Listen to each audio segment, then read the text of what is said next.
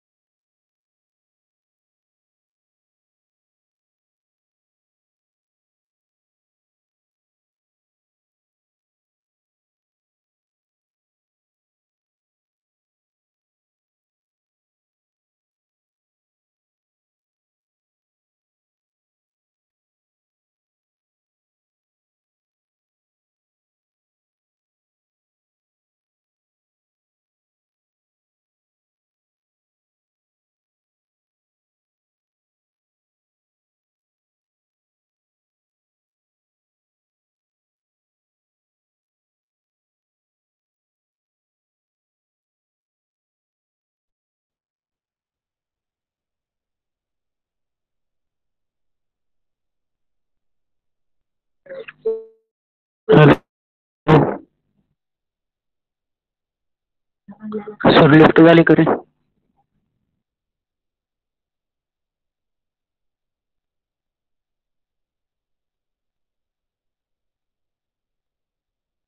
Hello Hello. I'm trying to start. Just wait for some minutes.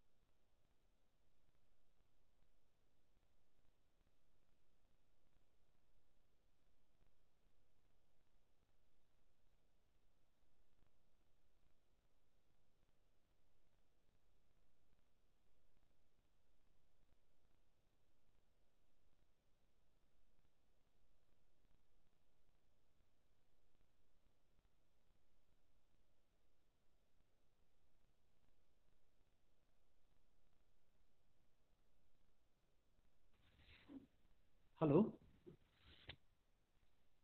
Hello. Hello.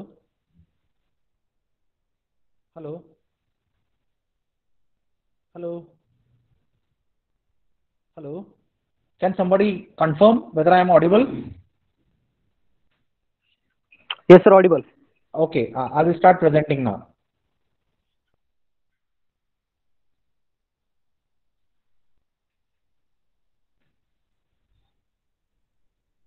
Yeah, is my screen visible? Can somebody confirm? Can somebody confirm whether my— Yes, sir. Okay. So today also I am facing some internet issue, but still I will try to cope up with that. So presently I generally used to have the laptop for this, but today I will try to use my mobile for presentation. So, some problem, please let me know. Okay, today we are going to discuss about the combustion in CI engines. So basically, 1 minute, let me start the recording.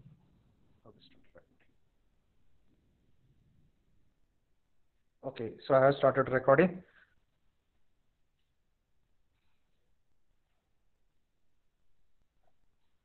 So basically, combustion, when we talk of, we know that we are going to use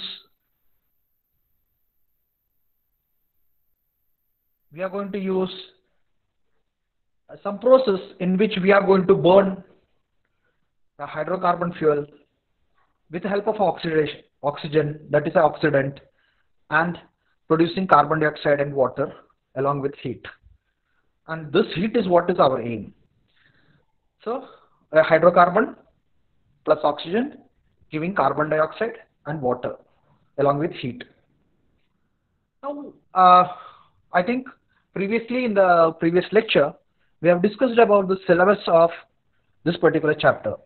And some parts of requirements of combustion I have discussed, but we are going to discuss once again in short.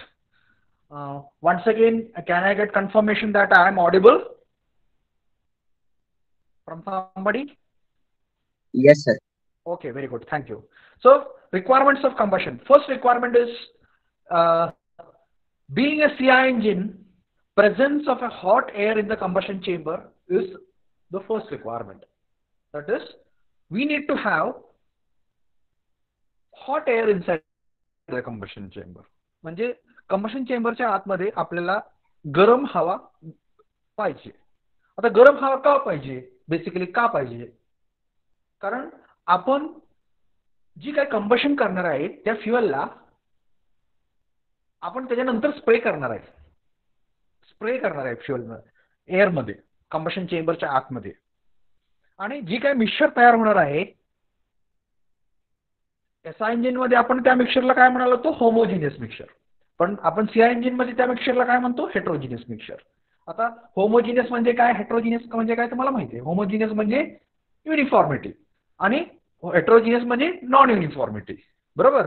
म्हणजे कुठल्या पण एका corner मधून तुम्ही जर थोडंसं एक sample घेतलं आणि दुसऱ्या ठिकाणी दुसरं सॅम्पल घेतलं तर दोन्ही सॅम्पल मध्ये equal amount of fuel and air नसते, म्हणून त्याला आपण हेट्रोजिनियस असं म्हणतो. आणि ह्या मिक्सचर एअरमध्ये आपण फ्युअल इंजेक्ट करणार आहे in the form of droplets, आणि ते droplets are suppose to burn. आता प्रत्येक ड्रॉपलेटला आपल्याला स्पार्क प्लग देता येईल का, शक्य नाही. आणि स्पार्क प्लग वापरता येईल का सीआय इंजिन मध्ये, तर त्याचं पण आन्सर नाहीये. का नाहीये, कारण समजा आपण एका कॉर्नरला स्पार्क प्लग दिला तर तिथल्या बहुतरी समजा एक दोन फार तर ड्रॉपलेट्स पेटतील, परंतु नॉट नेसेसरी कंटिन्युटी राहील, कारण मिक्सरची कंटिन्युटी नाहीये. आणि मिक्सरची कंटिन्युटी नसल्यामुळं थोड्या अंतरावरची जी काही ड्रॉपलेट्स असतील ती बर्न होतील का नाही गॅरंटी देता येत नाही. एसआय इंजिन मध्ये तसं नव्हतं. एसआय इंजिन मध्ये कसं होतं, कंटिन्युटी होती. म्हणजे आपण चुलीत एखादा लाकूड टाकलं आणि ते लाकूड पेटवलं, एका बाजूला पेटवलं की ती पेटत पुढे जातं. का पेटत पुढे जाते, कारण त्याला कंटिन्युटी आहे. समजा दोन लाकडाचे ओंडके जवळ ठेवले आपण आणि एकाला पेटवलं, दुसरं आपोआप पेटेल का, नाही पेटणार, कारण ती कंटिन्युटी तिथं ब्रेक झाली. त्याच्या दोन्हीच्या मध्ये काहीतरी गॅप आहे. म्हणजे कंटिन्युअस कंबशन होत असेल तर त्याला कंटिन्युटी मिक्सचर मध्ये किंवा फ्युअलची कंटिन्युटी लागते, जी का सीआय इंजिन मध्ये नसते. आणि म्हणून आपण स्पार्क प्लगच्या टाईप ऑफ कंबशन, आपण स्पार्क टाईप ऑफ कंबशन म्हणजे स्पार्क प्लग यूज करून जी काय ज्या पद्धतीचं कंबशन करतो ते कंबशन शक्य नाहीये. बरोबर. आणि मग आपण काय केलं, त्याला मग त्या प्रॉब्लेमचं सोल्युशन काय, we go for compressing the air to such a higher level. आपण एवढ्या लेवलला कॉम्प्रेशन करणार त्या एअरला, किती लेवलला, the temperature will reach up to the level of self ignition temperature of the fuel. म्हणजे त्या फ्युअलच्या सेल्फ इग्निशन टेम्परेचर पर्यंत आपण त्या एअरचे टेम्परेचर न्यायचे. मग आपल्याला ऑब्व्हियसली कॉम्प्रेशन रेशो कसा लागेल, compare to SI engine higher लागणार. आणि मग आपण काय व्हॅल्यूज वापरतोय सीआय इंजिन मध्ये, 16 to 22 च्या दरम्यान. बरोबर. तर आपण हायर कॉम्प्रेशन रेशो मग का वापरतो, हायर कॉम्प्रेशन रेशो का वापरतो असं जर प्रश्न कोणी विचारला तर त्याचं उत्तर काय असेल, आता जी काय सांगितलं ते. कारण आपल्याला कंटिन्युटी राखणं शक्य नाहीये. मग कंटिन्युटी कंबशन मध्ये कंटिन्युटी हवी असेल तर मग आपल्याला काय करावं लागेल, प्रत्येक ड्रॉपलेटला सेपरेट स्पार्क प्लग द्यावं लागेल, ते पण शक्य नाहीये. मग सोल्युशन अजून काय, तर सोल्युशन आपण हे काढलं की आपण एअरलाच एवढ्या टेम्परेचरला गरम करायची की कंबशन चेंबर मध्ये कुठेही गेलं तरी तेवढी temperature self ignition temperature available असेल. आता तुम्ही त्यात फ्युअल इंजेक्ट केलं की ती फ्युअल कुठल्याही कॉर्नरला जाऊ दे ती पेटणारच, कारण बाजूला कंबशन चेंबरच्या सगळ्या रिजन मध्ये कम्प्लीट कंबशन चेंबर मध्ये तुमची आता टेम्परेचर, एअरची टेम्परेचर आहे ती above self ignition temperature of the fuel आहे. आणि ते कशामुळे शक्य झाली, हायर कॉम्प्रेशन रेशो वापरल्यामुळे. तर आपण सीआय इंजिन मध्ये हायर कॉम्प्रेशन रेशो का वापरतोय, तर याच्यासाठी वापरतोय, कंबशन साध्य होण्यासाठी. म्हणून आपण ह्याला कसलं कंबशन म्हणतो, कॉम्प्रेशन इग्निशन इंजिन असं म्हणतो. कॉम्प्रेशन इग्निशन का म्हणतोय, कारण आपण we are compressing the air to a level where the temperature reaches more than self-ignition temperature of the fuel, and then we go for injecting the fuel into the combustion chamber, so that whenever we are injecting the fuel into the combustion chamber, every droplet is able to get sufficient amount of heat so that it can burn on its own. Okay, so that is where the first requirement is. And in order to satisfy the first requirement, that is hot air, we are using higher compression ratios. Second requirement is some means of introducing fuel into the combustion chamber. and the result is formation of a heterogeneous mixture. बरोबर, म्हणजे काहीतरी पद्धत पाहिजे ज्याच्यामुळे, कारण आपण अगोदर फक्त एअरच इंट्रोड्यूस केली आहे, परंतु आता आपल्याला काय करायचं आहे, फ्युअल्सचा इंट्रोड्यूस करायचं आहे. मग फ्युअल जर आतमध्ये कंबशन चेंबरमध्ये इंट्रोड्यूस करायचं असेल, आपण एसआय इंजिनमध्ये काय केलं तर एअर फ्युअल मिक्सचर बाहेरच तयार केलता, आणि ती बाहेर तयार केलेलं मिक्सचर जे आहे ते आपण आतमध्ये इंट्रोड्यूस केलं होतं, परंतु इथं फक्त एअर इंट्रोड्यूस केले. बरोबर, आता आपल्याला बर्न व्हायचं असेल तर फ्युअल तर आतमध्ये इंट्रोड्यूस करायलाच पाहिजे. मग आता फ्युअल जर आतमध्ये इंट्रोड्यूस करायचं असेल तर त्याला काहीतरी व्यवस्था करावी लागेल. So some mean of introducing the fuel into the combustion chamber is required. आणि ते काय असतं, a fuel system, fuel injection system, जी काय आपण 4थ्या चॅप्टरमध्ये शिकलोय, आपल्याला माहिती आहे. बरोबर, एक फ्युअल इंजेक्शन पंप असतो, एक नोझल असतं, एक फ्युअल फीड पंप असतो, वगैरे वगैरे सगळ्या गोष्टी आपण 4थ्या चॅप्टरमध्ये शिकलेलो आहे. Fuel injection system in CI engines आपण शिकलेलो आहे. बरोबर, so we require fuel injection system which includes a fuel pump, fuel feed pump, fuel injection pump, a injector, etc. to ensure that the fuel is injected into the combustion chamber in the required form. In the required form म्हणजे कुठल्या form? Atomization. आपल्याला नुसतं काय आतमध्ये ओतायचं नाहीये. We want to spray it in the form of atomization, that is molecular form or droplets. And next requirement is controlling the parameters for sustained combustion. परंतु एकदा combustion झाल्यानंतर ती सस्टेन पण झालं पाहिजे. बरोबर, तर ह्यासाठी काय पाहिजे आपल्याला, the type of injector and the combustion chamber type is very important. म्हणजे आपल्याला आपण टाइप ऑफ कंबशनच्या चेंबर्स अजून शिकलेलं नाहीये, परंतु ऍटलीस्ट टाइप ऑफ इंजेक्टर शिकलेलं आहे. बरोबर, इन द 4th चॅप्टर. तर आपण कुठल्या pintle, pintaux, single hole nozzle, multi hole nozzle, या सगळ्या नोझल शिकलो, आणि प्रत्येक इंजेक्टरचं इंजेक्शन वेगवेगळ्या प्रकारचं आहे. जिथं आपण म्हटलं होतं की काय, की प्रत्येक नोझल चूज कशी करायची, type of combustion chamber depend on, म्हणजे ज्या प्रकारचं कंबशन चेंबर वापरतो त्या प्रकारचे आपण इंजेक्टर वापरावं लागेल आपल्याला, आणि त्या प्रकारचं इंजेक्टर वापरून आपल्याला फ्युअल इंजेक्ट करायचं आहे आतमध्ये. आणि ज्या वेळेला ते आपण एन्श्योर करतोय त्यावेळेला आपलं कंबशन ही सस्टेन होणार आहे, व्यवस्थित होणार आहे. Okay, so these are some of the requirements, and the final requirement, last requirement is obviously utilization of air and fuel in the combustion chamber. म्हणजे जे काय एअर आतमध्ये इंट्रोड्यूस केलंय आणि जे काय फ्युअल आपण इंट्रोड्यूस करणार आहे ते दोन्हीचं युटिलायझेशन पूर्णपणे झालं पाहिजे. मग आपण काय म्हणतो की कुठलं जास्त महत्वाचं आहे, फ्युअल जास्त महत्वाचं आहे, कारण फ्युअल आजकालच्या स्ट्रिक्ट नॉर्म्स आपल्याला माहिती आहे, BS1, BS2, BS3, BS4, आपण आता BS6 बद्दल बोलतोय. बरोबर, तर या नॉर्म्स आपल्याला सॅटिस्फाय करायचं असेल तर आपल्या इंजिनला, then we have to ensure that no fuel should come out of the combustion chamber unburned hydrocarbons असता कामा नये. म्हणजे आपण जे काय फ्युअल इंट्रोड्यूस करतोय ते सगळं बर्न झालं पाहिजे आतमध्येच. दॅट इज द प्रायोरिटी, कारण नाहीतर आपलं इंजिनच पास होणार नाही. It will not be qualifying the application. बरोबर, ते रस्त्यावर येऊ शकणार नाही ती गाडी, ती तसं इंजिन वापरलं असेल तर. सो मग आपण एअर बद्दल काय, तर एअर पण मॅक्झिमम युटिलायझेशन झालंच पाहिजे. काय झालं पाहिजे, कारण आपण त्याच्यावर काहीतरी वर्क केलंय, आपण त्याला कॉम्प्रेस केलंय, त्यावर वर्क थोडीशी आपल्याला वर्क एक्सपेंड केलंय, काय तर खर्ची केली आपण त्यावर. बरोबर, so we have done some work, and therefore it has to be ensured that we should be able to ensure that the fuel and air is going to be utilized to a maximum extent. So if see many times the fuel is not able to be fuel, we need to ensure that it is being utilized maximum. But आपल्याला जर air utilise नाही झालं तर काय होईल, जास्तीत जास्त थोडंसं वर्क वाया जाईल एवढंच होईल.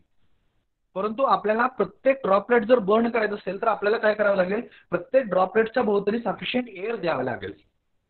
तरच आपल्याला प्रत्येक ड्रॉपलेट बर्न करता येईल. म्हणजे प्रायोरिटी आपल्याला फ्युएलला द्यायला लागते. त्यामुळे आपण काय करतो, एअर आहे ते पाहिजे त्याच्यापेक्षा जास्त 1.5 पट 2 पट आपण एअर देतो. So generally in diesel engines we provide lean mixture. Generally lean mixture असतं, रिच मिक्सचर नसतं, लीन मिक्सचर असतं. बरोबर. तर लीन मिक्सचर का बरं? कारण आपण ड्रॉपलेटमध्ये बर्न केलंय, ड्रॉपलेट फॉर्ममध्ये बर्न करतोय. आणि ज्यावेळेला ड्रॉपलेट फॉर्ममध्ये बर्न करायचं आहे त्यावेळेला we have to ensure that every droplet is being surrounded by sufficient amount of air so that whenever it is in a condition to burn, it will be able to get sufficient amount of oxygen. ज्या वेळेला त्या बर्निंगच्या condition मध्ये ती droplet पोहोचेल त्यावेळेला ते burn करता आलं पाहिजे त्याला, आणि ते बर्न करण्यासाठी ऑक्सिजन त्याला अवेलेबल झाली पाहिजे. मग त्यासाठी आपण काय करतो, एअरची क्वांटिटी आहे ती पाहिजे त्यापेक्षा जास्त देतो. So we generally provide excess air into the combustion chamber of CI engines. Okay, 1.5 or 2 times more than the required. तसं आपण SI इंजिन मध्ये करत नव्हतो. SI इंजिन मध्ये काय करतो, SI इंजिन मध्ये आपण पाहिजे तेवढे मिक्सचर एअर घेतो, पाहिजे तेवढे फ्युएल घेतो, मिक्सचर तयार करतो आणि ते देतो. त्यामुळे आपल्याला ही वर्क मिक्सचर तयार करायचं काम बाहेरच होत असल्यामुळं आपल्याला त्याची काळजी करायची गरज नाहीये तिथं. परंतु इथं आपल्याला मिक्सचर होतंय की नाही याची काळजी करायला लागते. कारण का, मिक्सचर आतमध्ये तयार होतंय आणि मग ती तयार होण्यासाठी आपल्याला काय काय म्हणलंय बघा इथं. So we have to ensure that injection duration and the rate of injection and air motion. तर काय काय आपल्याला कंट्रोल करावं लागतंय. इंजेक्शन ड्युरेशन, किती वेळ आपण इंजेक्ट करणार आहे फ्युएल. कारण आपल्याला जास्त वेळ इंजेक्ट केलं तर जास्त फ्युएल आतमध्ये पोहोचेल, जेणेकरून जास्त पॉवर तयार होईल. कमी वेळ इंजेक्ट केलं कमी फ्युएल आतमध्ये जाईल आणि आपल्याला कमी पॉवर तयार होईल. तर ज्या वेळेला आपल्याला पॉवर कमी किंवा जास्त करायची आपण काय चेंज करणार आहे, duration of injection, rate of injection ही आपण सुद्धा फायनलाइज करणार आहे. डिझाईन मध्येच आपण फायनलाइज करणार आहे किती, कारण रेट किती असणार आहे. मग आपल्याला काय जे काही हीट रिलीज पॅटर्न आपला आहे, जे काही हीट रिलीज पॅटर्न आपला डिझायनरनं डिझाईन केलेला आहे त्या पद्धतीने आपण डिझाईन करणार की डिसाईड करणार की आपल्याला रेट ऑफ इंजेक्शन किती पाहिजे, फ्युएलचं रेट ऑफ इंजेक्शन किती पाहिजे. म्हणजे रेट ऑफ इंजेक्शन म्हणजे काय, पर युनिट टाइम किती फ्युएल बाहेर येते इंजेक्टर मधून. तर रेट ऑफ इंजेक्शन आपण कंट्रोल करणार, इंजेक्शन ड्युरेशन कंप्लीट करणार, मोशन. जो पॅरामीटर आपल्याला SI मध्ये महत्वाचा नव्हता कुठला, एअर मोशन. आपण तिथं काय म्हणालो, whenever there is more turbulence, knocking is a possibility. म्हणजे आपल्याला टर्ब्युलन्स नको होता, कारण टर्ब्युलन्स वाढल्यानंतर आपल्याला फ्लेम फ्रंटचं एरिया ऑफ कॉन्टॅक्ट वाढत होतं आणि त्याच्यामुळं फ्लेम वेलॉसिटी वाढत होती आणि नॉकिंग टेंडन्सी वाढत होती. म्हणून आपण काय म्हणायचो, higher the turbulence is not good for SI engine. परंतु इथं तसं नाहीये, higher the turbulence is better. का, कारण आपल्याला मिक्सचर आतमध्ये तयार करायचंय आणि ते मिक्सचर मध्ये टर्ब्युलन्स क्रिएट करण्यासाठी आपल्याला एअर मोशन द्यावं लागतं. मग वेगवेगळ्या प्रकारचे एअर मोशन आपल्याला CI इंजिन्स मध्ये द्यावं लागतात. म्हणजे ते वेगवेगळ्या प्रकारचे एअर मोशन्स आहेत, स्क्विश, स्वर्ल, अशी वेगवेगळ्या प्रकारचे एअर मोशन्स आपल्याला डिझाईन मध्येच इंट्रोड्यूस करावं लागतं, जेणेकरून त्या प्रकारचं एअर आतमध्ये मूव्ह होईल आणि त्या मोशनमुळे त्या एअर मोशनमुळे तयार झालेल्या टर्ब्युलन्समुळे तुमचं चांगल्या प्रकारे मिक्सचर तयार होईल. So these are the requirements of CI engine combustion chamber. That is, first one, we have to ensure that air inside the combustion chamber is compressed to a level where it becomes very hot, to the extent that the temperature is higher than the self-ignition temperature of the fuel, so that fuel can burn, and this is being done with the help of using higher compression ratio. म्हणजे हे आपल्याला कधी करायचं आहे, design stage मध्येच करायचं आहे, कारण आपण कॉम्प्रेशन रेशो डिझाईन स्टेज मध्येच फायनलाइज करतो. Some means of introducing the fuel ही सुद्धा आपल्याला डिझाईन स्टेज मध्येच आहे, कारण आपल्याला काय करायचं आहे, एक फ्युएल इंजेक्शन सिस्टम इंट्रोड्यूस करायची आहे. बरोबर. Then controlling the parameters for sustained combustion, type of injector आणि कंबशन चेंबरचं टाइप आपण सिलेक्ट करणार आहे. हे सुद्धा आपल्याला डिझाईन स्टेज मध्येच करायचं आहे, कारण आपल्याला ज्या पद्धतीचं आपल्याला कंबशन पाहिजे त्या पद्धतीने आपण त्याला कंबशन चेंबर सिलेक्ट करणार आणि कंबशन चेंबरच्या हिशोबानं इंजेक्टर सिलेक्ट करणार. आणि ते आपण गाडीवरती बसवणार. तर या सगळ्या गोष्टी डिझाईन स्टेजमध्ये करायच्या होत्या. आणि फायनल जी आहे युटिलायझेशन ऑफ द एअर, ह्यासाठी आपल्याला काय करायचं, इंजेक्शन ड्युरेशन ही व्हेरी करतोय आपण. म्हणजे that is a parameter related to running parameter, variable parameter. ठीक आहे, डिझाईन स्टेजमध्ये करायचं नाहीये. Obviously it has to be finalize at the design stage, परंतु आपण त्याला व्हेरिएशन करू शकतो. देन रेट ऑफ इंजेक्शन सुद्धा सेट केलेलं असतं, परंतु कधी आपल्याला ती कमी करायचं किंवा कधी जास्त करायचं आणि किती व्हॅल्यूनं कमी किंवा किती व्हॅल्यूनं जास्त हे सेट असतं. आणि एअर मोशन कुठलं द्यायचंय हे टाईप ऑफ कंबशन चेंबर वरती डिसाइड होतं. So this are the requirements of the combustion chamber in CI engines. Can somebody give me confirmation that whatever is being discussed is being heard and understood? Can somebody give me confirmation?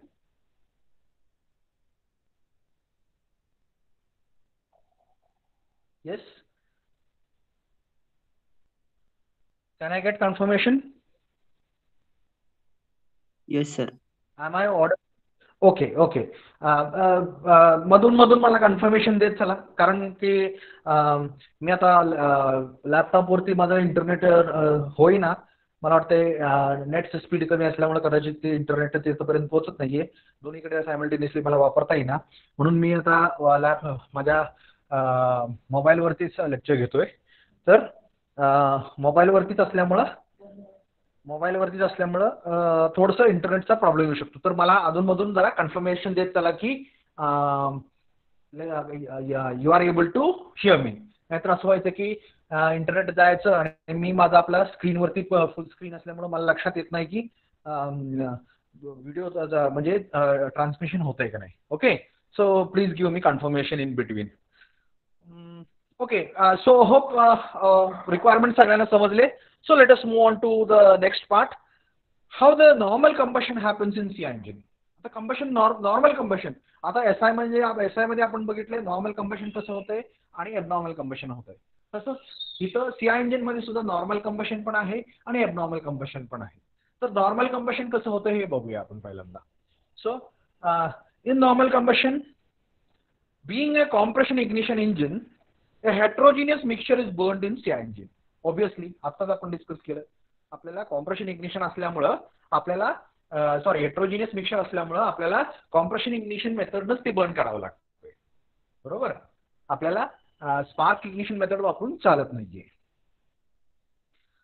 तर हा झाला तुमचा पीटीटा curve. जसं SI engine मध्ये एक पीटीटा curve आपण draw केलता, pressure crack angle diagram draw केलता, तसंच CI इंजिनचा कंबशन कर्व सुद्धा एक पीटीटा डायग्राम आपण ड्रॉ केलाय. आणि इथं आपल्याला दोन कर्व इथं पण दिसत आहेत. एक कंबशन कर्व आणि दुसरा आहे तो डॉटेड लाईन मध्ये दिसतोय तो आपल्याला मोटरिंग कर्व. मोटरिंग कर्व म्हणजे काय, जर तुमचं कंबशन नाही झालं तर अशा प्रकारे कर्व व्हेरी होईल.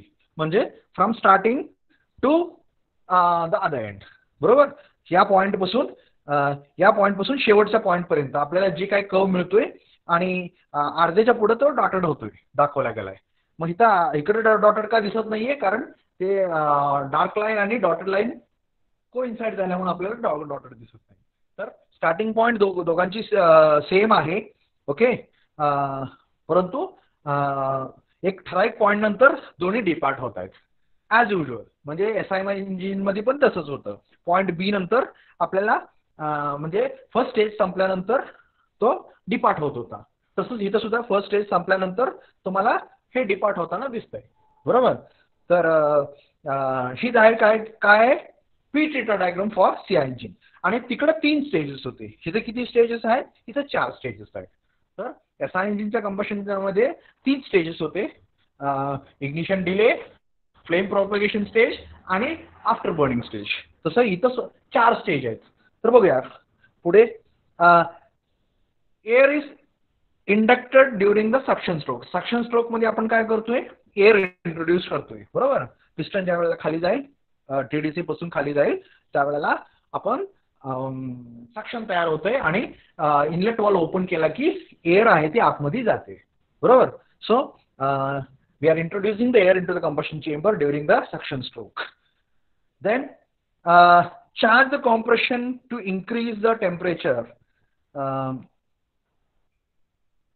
Charge compressed to increase the temperature. नंतर आपण जी काही चार्ज आतमध्ये आपण इंट्रोड्यूस केलेला आहे, बरोबर, आतमध्ये जी काही आपण एअर इंट्रोड्यूस केलेली आहे त्याला काय करतोय, कॉम्प्रेस.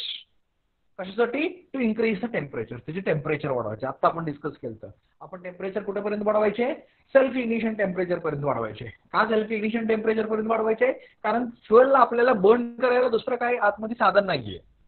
मग आपण काय करतोय, आतमध्ये जी असलेली एअर आहे त्या एअरचीच टेम्परेचर एवढ्या हाय लेवल पर्यंत पोहोचवतोय की तिथं आतमध्ये ती ड्रॉपलेट गेली की ती बर्न व्हायला चालू होईल. बरोबर, जसं आपण मागं डिस्कस केलं की आपण एक कागद घेतला, त्या कागदावरती सनरेज आपण कॉन्सन्ट्रेट केले लेन्स वापरून, कॉन्व्हेक्स लेन्स वापरून. तर एक पहिल्यांदा सुरुवातीला ते कागद कलर चेंज व्हायला जातो आणि एक कलर चेंज होऊन सेल्फ इग्निशन टेम्परेचरला पोहोचल्यानंतर तो कागद आपोआप पेटतो. बरोबर, सेल्फ इग्निशन टेम्परेचर. तसं आपण त्या सेल्फ इग्निशन फ्युएलची जी काही सेल्फ इग्निशन टेम्परेचर आहे त्याच्यावरती नेऊन त्या टेम्परेचर ठेवली आहे एअरची. बरोबर, आता काय होईल, ज्या वेळेला आपण फ्युएल इंट्रोड्यूस करेल आतमध्ये त्यावेळेला ती बर्न व्हायला चालू होईल. So that is what is expected. Then fuel is injected at the end of the compression stroke. आणि आपण हे कॉम्प्रेशन करत असताना ज्या वेळेला पिस्टन टॉप डेड सेंटरच्या जवळ जाईल त्यावेळेला आपण काय करणार आहे, फ्युएल इंजेक्ट करणार आहे. आपण टायमिंग डायग्राम बघितलेला आहे. टायमिंग डायग्राम मध्ये पहिल्या चॅप्टर मध्ये आपण शिकलेलं आहे की आपण इंजेक्शन कधी करतो. बरोबर, some degrees before piston reaches TDC. तसं का वगैरे या सगळ्या गोष्टी सुद्धा आपण डिस्कस केलेल्या आहेत. So we are going to inject the fuel at the end of the compression stroke. Then every fuel droplet burns independently. Very, very, very, very important point. Underline the point. Okay, underline the words. So what is important here? Every droplet is burning independently. म्हणजे काय, एक droplet जी काही burn होते आणि दुसरा droplet शेजारचा droplet burn होतोय ह्याचा काहीही संबंध नाही. म्हणजे एक ड्रॉपलेट बर्न झाली म्हणून शेजारची ड्रॉपलेट बर्न होईल, नॉट नेसेसरी. परंतु तसं एसआय इंजिन मध्ये तसं नव्हतं. एसआय इंजिन मध्ये कसं होतं, whenever we start burning the mixture at one corner of the combustion chamber, the flame is going to travel toward the combustion chamber and it is all the mixture is going to burn. आपल्याला माहित होतं, आपल्याला माहिती आहे, we are knowing that whenever we start give the spark at one corner of the combustion chamber, wherever the spark plug is located, whole mixture is going to burn. But that is not the case here. बरोबर, तर तिथं कसा नजारा होता, तिथं जसं तुमचा डोंगरावरती आग लागली, वणवा लागलाय आणि ती वणवा पेटत पेटत सरकत जातोय, तशा प्रकारे तिथं ही जी काय फ्लेम आहे ती सरकत जातोय एसआय इंजिन मध्ये. पण सीआय इंजिन मध्ये कसं आहे मग नजारा, सीआय इंजिन मध्ये वेगळा आहे. सीआय इंजिन मध्ये कसं आहे, प्रत्येक every droplet is burning independently. ज्या वेळेला जी ड्रॉपलेट बर्निंगच्या स्टेज मध्ये येईल त्यावेळेला ती बर्न होईल. म्हणजे एका ठिकाणी, म्हणजे तुम्ही असं गृहीत धरा की दिवाळीचा पहाट आहे सकाळी आणि तुम्ही आकाशात बघताय, कसा नजारा दिसतो तुम्हाला, तसाच नजारा काहीतरी सीआय इंजिन मध्ये असतो. कसा असतो, इथं कुठेतरी एक फटाके वाजते, तिकडे कुठेतरी एक फटाके वाजते, त्यानंतर तिकडे कुठेतरी एक वाजते. एकसारखं असं वाचत जातं का, कंटिन्युटी असते का, त्यात कंटिन्युटी नसते. इथं कुठेतरी एक फटाके वाजते, त्यानंतर तिकडं ठा ठो ठू ठू ठो ठो ठो, म्हणजे प्रत्येक ठिकाणी वेगळ्या वेगळ्या टायमिंगला ती प्रत्येक ड्रॉपलेट बर्न होते. आणि दॅट इज ऑटो इग्निशन. म्हणजे ती ऑटो इग्नाइट होते, ऑटो म्हणजे बस्ट होते, एक्सप्लोड होते. प्रत्येक ड्रॉपलेट एक एक्सप्लोजन न बर्न होते आणि that is going to produce sound. मग प्रत्येक ड्रॉपलेट जर इंडिपेंडेंटली बर्न होते आणि वेगळ्या वेगळ्या टायमिंगला बर्न होते तर त्यात कंटिन्युटी राहील का, नाही, कंटिन्युटी नाही राहणार. ज्या वेळेला जी ड्रॉपलेट बर्निंगच्या स्टेजमध्ये येईल त्या वेळेला ते एक्सप्लोड होईल, ऑटो इग्निशन, ऑटो एक्सप्लोजन. बरोबर, स्वतःहून पेटणं. म्हणजे जसं आपल्याला माहिती आहे, आपण काडी लावली की पटदिशीनं गॅस पेटतो, तसं त्या क्षणाला, ज्या क्षणाला ती इग्निशन होणार आहे, ड्रॉपलेट बर्न होणार आहे त्या क्षणाला ती पेटेल, परंतु नॉट नेसेसरी त्याच्या शेजारची ड्रॉपलेट पेटेल. ज्या वेळेला ती ड्रॉपलेट बर्निंगच्या स्टेजमध्ये येईल त्यावेळेला ती ड्रॉपलेट होईल. मग ती अगोदर असेल कदाचित किंवा नंतर असू शकते, कधीही असू शकते. म्हणजे that is going to decide when that particular droplet is burned and therefore there is no continuity in burning. मग आपण जसं म्हणलो, सकाळी उठलोय आपण दिवाळीच्या पहाटे आकाशाकडे बघतोय, तिकडे एक फटाके वाजते, तिकडे एक फटाके दिसते, इकडे एक फटाके, सौ बाजूला आपल्याला जाळ झालेला दिसतोय, म्हणजे बर्निंग एक्सप्लोजन दिसतंय आकाशात. जे काय फटाके वरती जाते ठू ठू ठू ठू, इकडं तिकडं तिकडं इकडं वाजते, बरोबर. परंतु एक फटाके पेटली म्हणून दुसरी फटाके पेटेल का? नॉट नेसेसरी, कारण त्यांचा काही संबंधच नाहीये, बरोबर. So therefore the combustion, the scenario of combustion is completely different in SI and CI engine. And therefore, the statement here is very important. Every droplet is going to burn independently in the combustion chamber. Ensure proper air motion to complete the combustion. आणि त्याच्याबरोबर आपल्याला काय करायचं आहे की we have to ensure that air motion is given properly as per requirement to the combustion chamber. एअरला आपण motion, व्यवस्थित motion पाहिजे तशी मोशन देता आली पाहिजे. आता मोशन का द्यायची, कशी द्यायची आपण ती बघूच. Okay, so why we have to give this motion, how we are giving the motion, what are the different types of motion, या सगळ्या गोष्टी आल्याच सोबत. But what we need to understand here is we have to give the motion to the air in a required manner so that burning and every droplet is going to burn independently. Injection duration control to ensure power requirement. म्हणजे आपण duration, injection duration control करणार आहे. कशासाठी? आपल्याला किती power develop करायची आहे त्यासाठी. मग ज्या वेळेला आपल्याला पॉवर डेव्हलपमेंट जास्त करायची आहे त्यावेळेला आपण काय करणार? We increase the injection duration. ज्या वेळेला आपल्याला पॉवर ड्युरेशन कमी करायची आहे त्यावेळेला what we do, we are going to decrease the injection duration. So by controlling the injection duration, we are going to ensure whatever the amount of power is going to be developed inside the combustion chamber.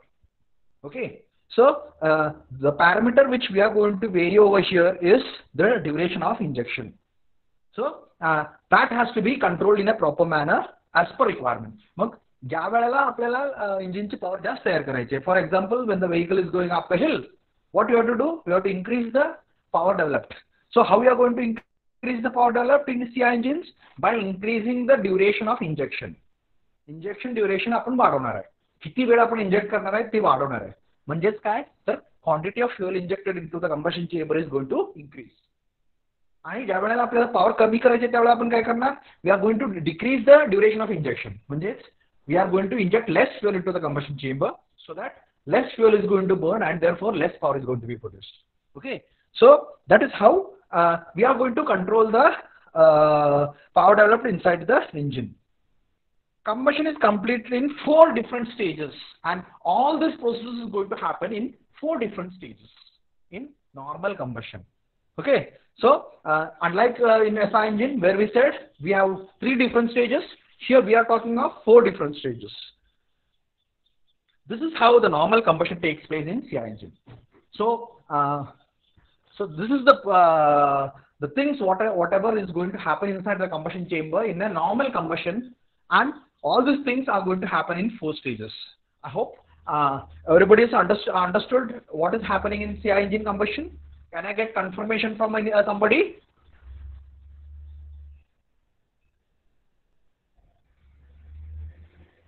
Can I get confirmation from somebody? Yes, sir. Okay, very good. So, what all things are happening? We are compressing the air, we are introducing the air, heterogeneous, and we are compressing, we are injecting the fuel in the form of droplet. Then the droplets are going to burn, but every droplet is burning independently. And in order to control the rate of power developed, as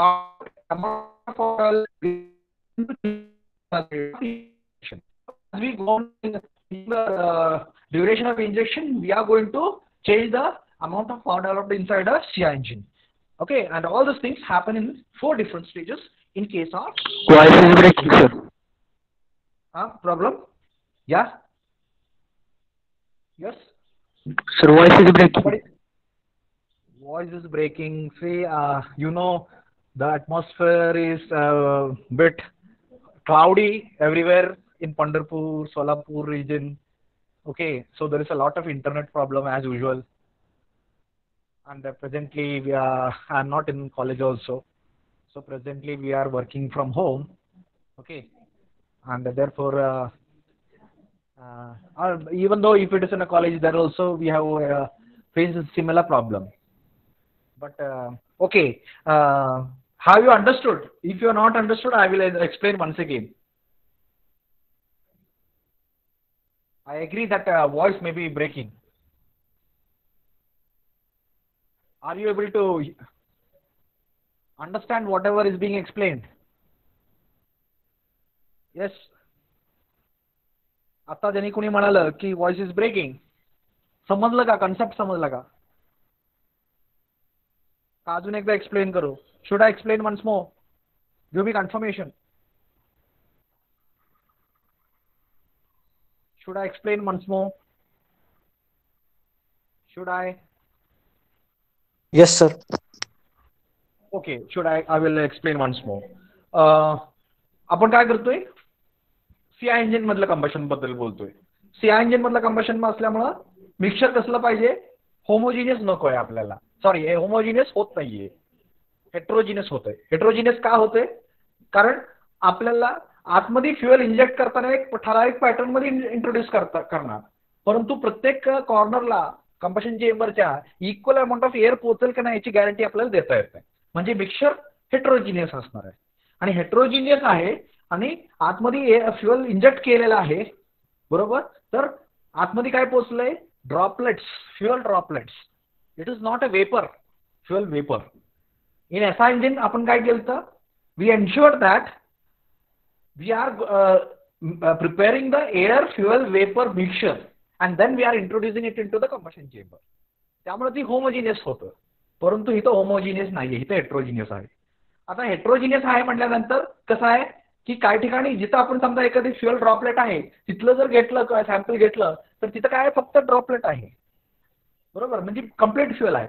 काही ठिकाणी आपल्याला घेतलं तर फक्त एअरच असेल, बरोबर. तर आपल्याला जशी आपल्याला समजा, पण तीच केस एसआय इंजिन मध्ये तुम्ही कुठून पण घ्या, जे क्वांटिटी ऑफ मिक्सचर जर तुम्ही सॅम्पल जर सेम ठेवलं तर त्याच्यामध्ये amount of air and amount of fuel is going to be same. कारण होमोजिनियस मिक्सचर तयार करूनच आपण पाठवलंय. इथं होमोजिनियस मिक्सचर मिक्सचर तयार कुठं होते? आतमध्ये. आणि ते आपण इंट्रोड्यूस करताना ड्रॉपलेटच्या फॉर्म मध्ये इंट्रोड्यूस करतोय. त्यामुळे मिक्सचर हेट्रोजिनियस आहे. आणि हेट्रोजिनियस मिक्सचर असल्यामुळे आपल्याला त्याला बर्न स्पार्क प्लग यूज करून करता येत नाहीये. कारण आपल्याला त्या केसमध्ये जर स्पार्क प्लग वापरायचं ठरवलं तर आपल्याला काय करावं लागेल? प्रत्येक ड्रॉपलेटसाठी वेगळ्या वेगळ्या स्पार्क प्लग द्यावं लागेल. म्हणजे हजारो ड्रॉपलेट्स आतमध्ये कंबशन चेंबरच्या आतमध्ये आहेत. 1000 स्पार्क प्लग आपल्याला प्रोव्हाइड करता येतील का प्रत्येक ड्रॉपलेटसाठी? नाही करता येणार. आणि एक ड्रॉपलेट बर्न केलं म्हणजे दुसरं ड्रॉपलेट बर्न होईल याची काय गॅरंटी आहे का? नाही, बर्न गॅरंटी नाहीये, कारण कंटिन्युटी नाहीये, बरोबर. तर मग आपल्याला ऑप्शन काय उरतो? तर आपण आतमध्येच एवढ्या प्रमाणात हीट अवेलेबल करायची की ड्रॉपलेट आतमध्ये गेल्यानंतर ते ड्रॉपलेट आहे, फ्युएल आहे, ते सेल्फ इग्निशन टेम्परेचरला पोहोचू शकलं पाहिजे, बरोबर. हे ऑप्शन उरतो. म्हणून आपण काय केलं? आपण फक्त एअर आतमध्ये घेतली पहिल्यांदा आणि एअरलाच एवढ्या प्रमाणात कॉम्प्रेस केलं की त्याची टेम्परेचर सेल्फ इग्निशन फ्युएलच्या सेल्फ इग्निशन टेम्परेचर पण वरती जाईल, बरोबर. आणि म्हणून आपण काय म्हणतो? We use higher compression ratios in CI engine. किती प्रमाणात आपण एसआय इंजिन मध्ये कॉम्प्रेशन रेशियो किती वापरला आता? 6 to 10. इथं किती वापरतोय? 16:20:22. म्हणजे का एवढा मोठा हायर कॉम्प्रेशन रेशियो वापरतोय? जास्त कॉम्प्रेशन रेशियो का वापरतोय? कारण आपल्याला एअरला एवढ्या प्रमाणात हीट करायचं आहे की सेल्फ इग्निशन होईल, फ्युएलचं सेल्फ इग्निशन होईल. आपण एसआय इंजिन मध्ये फ्युएलचं सेल्फ इग्निशन नकोय आपल्याला. आपल्याला काय हवं होतं? फक्त कॉम्प्रेस्ड एअर पाहिजे होती, सफिशियंट टेम्परेचर पाहिजे होतं, परंतु बर्न करण्यासाठी आपण एक स्पार्क देणार होतो, सेपरेट स्पार्क देणार होतो. बरोबर. म्हणजे अर्धच काम आपण कॉम्प्रेशन न करत होतो. का तसं का? कारण आपण डिस्कस केलं नंतरच्या स्टेजमध्ये की higher the compression ratio higher is the knocking tendency in SI engine fuel. कारण आपण मिक्सर आतमध्ये देतोय. आता इथं नॉकिंग होईल का? मग अशा प्रकारे होणार नाही. का होणार नाही? कारण कॉम्प्रेशन रेशो वाढवला खरं, परंतु आतमध्ये मिक्सर नाहीये. मिक्सर नसल्यामुळे आतमध्ये बर्न काय होईल? आतमध्ये काय बर्न होऊ शकणार नाही ना. आतमध्ये एअरच आहे फक्त. मग आपण एअरलाच आपण एवढ्या प्रमाणात कॉम्प्रेशन रेशो देतोय की त्याची टेम्परेचर फक्त वाढवतोय आपण आणि त्याच्यानंतर आपण स्प्रे करतोय फ्युअल. त्यामुळं जसं तिथं नॉकिंग होत होतं तसं तशा प्रकारे नॉकिंग इथं होणार नाही. मग नॉकिंग होत नाहीये का? ॲबनॉर्मल कंबशन होत नाहीये का सीआय इंजिनमध्ये? नक्की होते, परंतु वेगळा प्रकार वेगळा आहे. जसं नॉर्मल कंबशनचा प्रकार वेगळा आहे तसा सुद्धा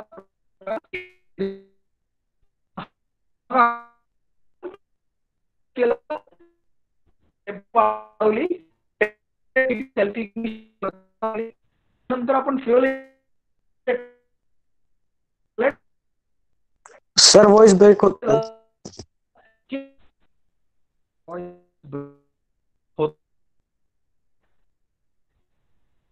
समजत नाहीये. समजत नाही.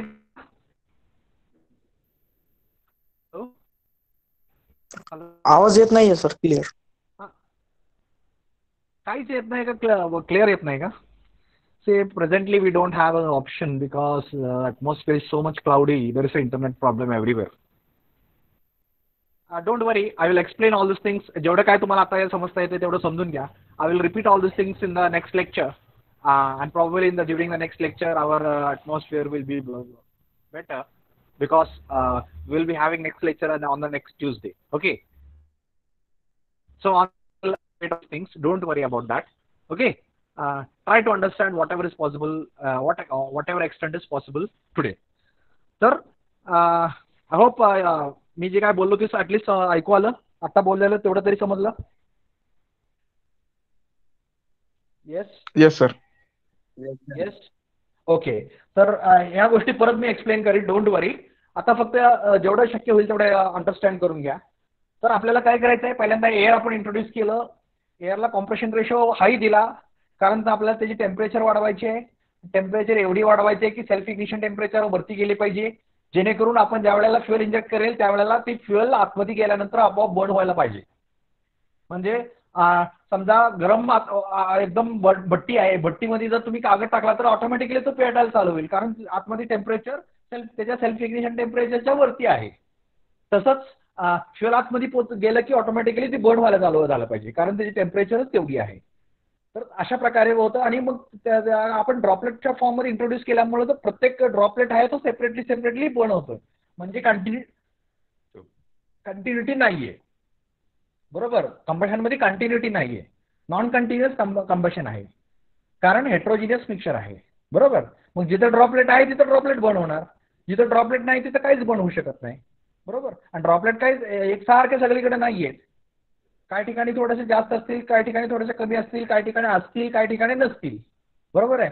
So because it is a heterogeneous mixture आणि every droplet is going to burn independently. मग आता इंडिपेंडेंटली बर्न होतंय म्हटल्यानंतर कंटिन्युटीचा प्रश्नच नाहीये. आणि आपल्याला you have to ensure that air is going to proper air motion is going to be there. आता एअर मोशन कशाला पाहिजे? कारण आपल्याला मिक्सचर आतमध्ये तयार करायचं आहे म्हटल्यानंतर आपल्याला ते ढवळलं पाहिजे. बरोबर. मिक्सचर आतमध्ये तयार म्हणजे आपण जसं ताक घुसळलं तसं इथं आपल्याला ही एअर आतमध्ये घुसळली पाहिजे कारण आपल्याला आतमध्ये मिक्सचर तयार करायचं आहे. So we need to give proper air motion. Then injection duration has to be control as per requirement of the power. Power जेवढं तयार होणार आहे त्या पद्धतीनं आपल्याला इंजेक्शन ड्युरेशन पण कंट्रोल करता आलं पाहिजे. And combustion is completed in 4 different stages. So let us discuss the different 4 stages, at least list out the different 4 stages. So the stages of combustion. So we have here. So on the screen you can see first stage is called as ignition delay period. There we call it as ignition lag. Here we are calling it as ignition delay period. In SI engine we call it as ignition lag. Here we are calling it as ignition delay period. Second stage is uncontrolled combustion stage or rapid combustion stage. Rapid combustion stage or uncontrolled combustion stage. So that is your second stage of combustion. Third stage of combustion is controlled combustion stage, and you have the fourth stage to be after burning stage. So these are the different stages of combustion. So these are the four stages in which the normal combustion in CI engine happens. So here the question will be, what are the four different stages of combustion in CI engine, and explain with a PT diagram. So this particular diagram you have to draw, and you have to draw this particular curve, and which includes one combustion curve and one motoring curve. You have to mark the point A, B, C, D, and you have to write from A to B. It is the first stage which we call as the ignition delay. B to C is your second stage which we call as the rapid combustion stage or uncontrolled combustion stage, and C to D is your third stage which is controlled combustion stage, and fourth stage is called as afterburning stage, which is after D. Okay, so A to B is your first stage, B to C is your second stage, C to D is your third stage, and after D is your fourth stage. And fourth stage is continue till all the mixture is coming out of the combustion chamber. Till that it is being completed. So we are not showing the end point. It may continue till the burned mixture is coming out into the combustion chamber, coming out of the combustion chamber into the through the exhaust system. Okay, so till there it is reaching, and therefore we are not showing the end point of the fourth stage. But we have here four stages. Then we have the first stage to be ignition delay. Second stage is your rapid combustion stage or uncontrolled combustion stage. Third stage is your controlled combustion stage, and fourth stage is your afterburning stage. And like in a SI engine, we had three stages which we call as ignition lag. First stage, second stage was flame propagation stage, and third stage was afterburning stage. So the name of the last stage here and there is same, and all other stages we have different name. There the first stage name was ignition lag, second stage was flame propagation, and obviously the third stage was afterburning. Here the first stage is ignition delay, second stage is uncontrolled combustion stage, third is controlled combustion stage, and fourth is your afterburning stage. So I hope at least everybody understood that there are four stages in combustion, and how a normal combustion happens in a CI engine. So since my voice reaching to you is breaking due to the network problem due to cloudy atmosphere, okay, I hope there is no much point in explaining further again. Okay, so we will complete today's lecture over here, and don't worry, whatever has been explained today, I will once again explain in the next lecture when the atmosphere is proper and we are able to communicate in a proper manner, okay, with a good network.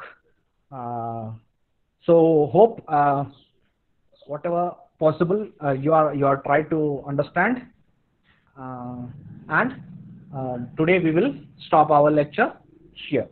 You can mark your attendance and you may leave. You can mark your attendance in the chat box and you may leave.